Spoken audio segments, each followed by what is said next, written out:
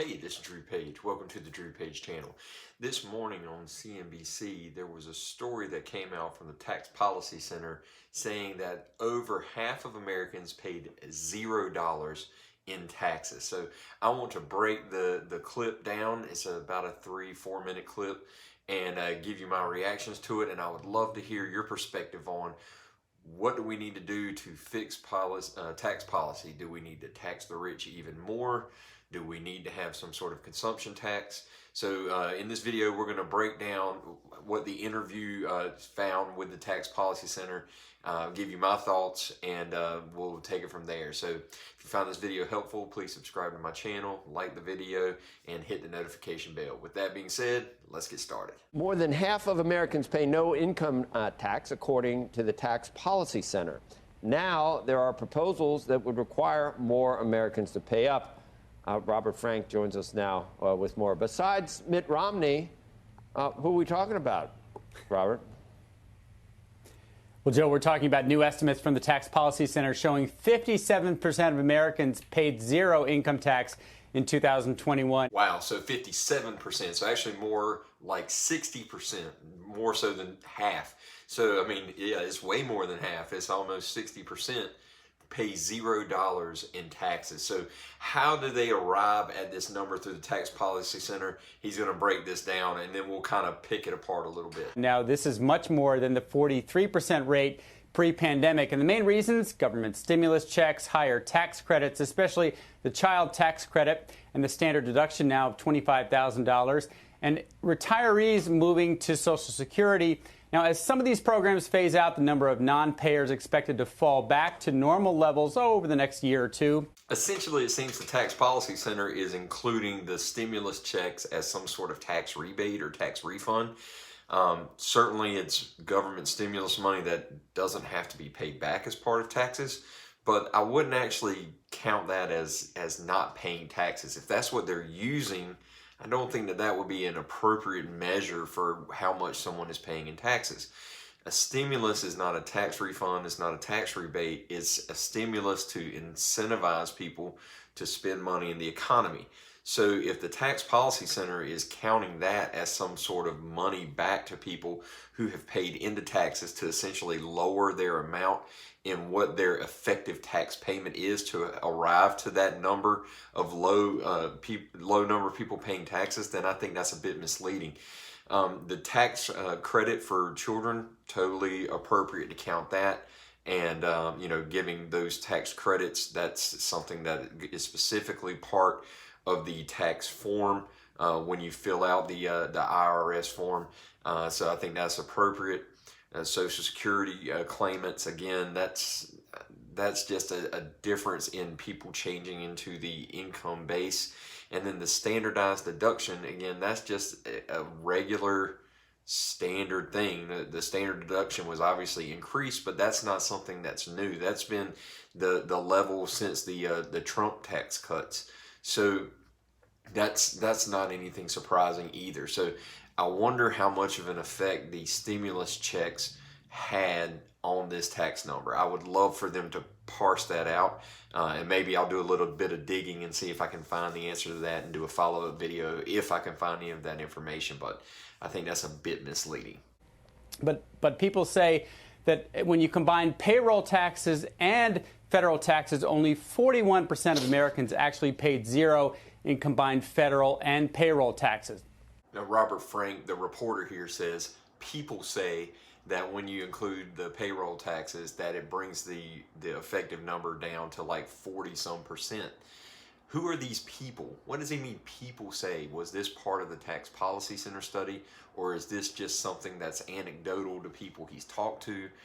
What does that mean? Now, additionally, that goes to the argument where the people that are engaged in real estate and other things and have businesses where their taxes are reduced make the same argument, and people don't want to hear that.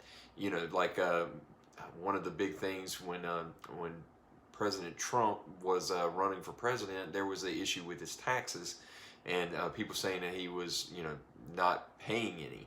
And one of the things he was saying was that he has employed all these people, and those people are paying taxes.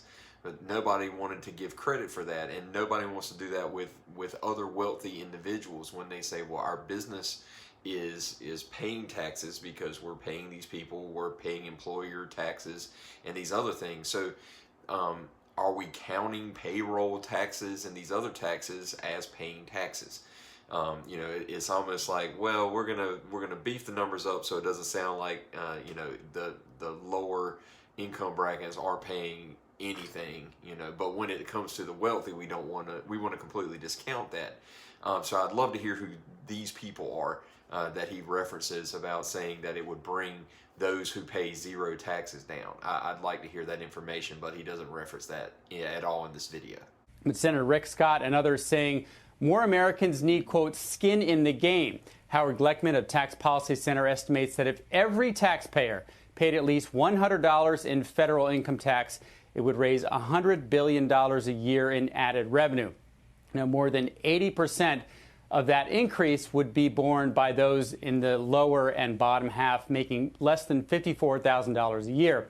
Well, that sounds great, right? I mean, if everybody chips in a little bit, it'll increase the number. I mean, and $100 in the whole scheme of life doesn't seem like so much. But they're saying $100 from every person. So that would be those who are at the very bottom in poverty all the way up to the wealthiest of the wealthy. And the progressives are going to argue that it disproportionately impacts the lower and lower middle class citizens whose income is not so high. And I mean, they're not wrong on that. I mean, if someone's making $1,000, well, let's just make it simple, $10,000 a year, and nobody's making that unless they're just part-time. But let's say it's $10,000 a year, and they have to pay $100. Well, that's 1% of their entire income. Whereas if we're talking about someone who's worth $100 billion, then what's $100 to them? I mean, it's like a piece of sand on the beach. So, I mean, there is an argument to be made that it disproportionately impacts those who are in the lower income bracket. And that's why we've not really been able to make a lot of movement in America with a consumption tax. And you're going to hear some about that in just a little bit. But essentially, if you have a sales tax or some sort of consumption tax, it's going to impact those who are on the lower income level than those who are in the upper level. I mean, it just is. And that's got to be something whether we're going to say, hey, that's too bad, we just got to live with it anyway, or we continue on with a progressive tax system. The issue with the progressive tax system is this. And meanwhile, the share paid by the wealthy continues to be at or near a record high. The top 1% paid 39% of federal income taxes last year, and the top 10% paid 71% of all taxes. Joe? I mean, those percentages are amazing. I mean, the top 1% is paying 39% of the income burden, and then the top 10%, I believe it was, is shouldering 71% of the tax burden. I mean, how much is enough? I mean, we hear different politicians say that we need to tax the rich. The rich are all avoiding taxes. The wealthy are hiding their money and doing all this, but they're paying 71% of the entire tax burden. So how much is enough? I mean, there was another person that was being interviewed on CNBC today who's running for Congress that's like, well, we need to tax them some more because we can get their capital gains and we can tax their investments like ordinary income. It's like, so what? They need to shoulder 95% of the tax burden? What is that going to do to innovation? What's that going to do to investment and keeping the American economy going if those who are investing in their business and at lower capital gains rates are able to have the funds to hire people, to get business equipment, get things to improve, to research, do R&D, for technology and all those types of things. I mean, at some point we've got to reach enough, right? I mean, the us versus them, the rich versus poor. I mean, at some point we've got to stop the, hey, it's just one thing or the other, and we've got to have some people in positions of authority that can have a more reasoned and rational approach rather than the, partisan craziness that's out there. But I mean, 71% paid by 10% of people. I mean, and we want to tax them more. I don't know. What do you think? Put it in the comments. I'd love to know your thoughts on this. Whether you think it's an income problem or a spending problem or both, and what your solutions would be, because this is something that I'm in the upper percent. I'm not gonna hide that. So obviously, I have to pay my fair share of taxes, and a lot of it, and what I would consider to be more than my fair share of taxes. But some people may disagree with that too, and that's okay. It's my opinion, and people don't have to watch. It's okay. But how much is enough? I mean, is half of my income going to the government and all their inefficiencies enough? Or, should I have to pay more? Or should I even be able to pay less? I mean, God forbid. So anyway, put in the comments. I'd love to hear from you on that. But, there's a little bit more commentary left. So let's just finish the video out and see what they have to say.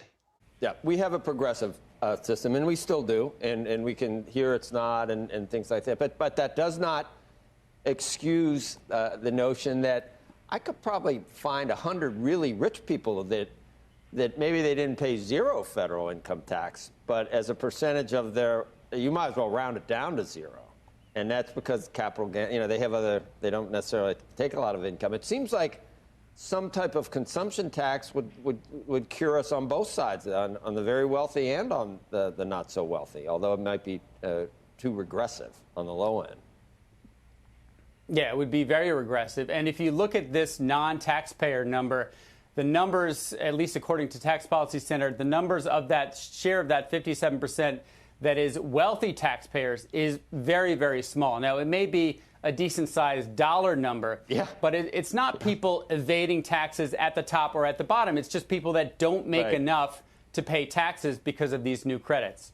Again, Joe Kiernan is suggesting a consumption tax of some sort, and acknowledges that it would be somewhat regressive for the lower income. And of course, Robert Frank says, oh, it'll be very regressive, but and that's probably true. So there are not any easy solutions to this, and I guess that's why we have all the us versus them, rich versus poor battles. But there's got to be some smart people out there that can figure out some way to make it a little bit more reasonable. And maybe we need to look on the spending side as opposed to the income side when it comes to the government anyway. But,